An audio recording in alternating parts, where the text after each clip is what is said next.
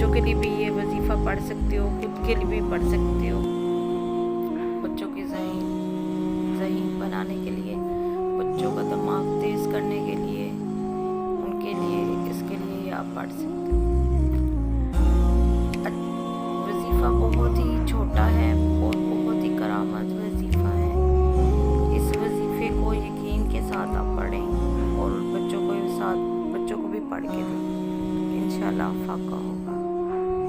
वजीफ़ा इस तरह है जो कोई भी रात को सोते वक्त 78 बार या हकीम पढ़ेगा तो इस पर हिकमत और दनाई की राहें खुल जाएंगी।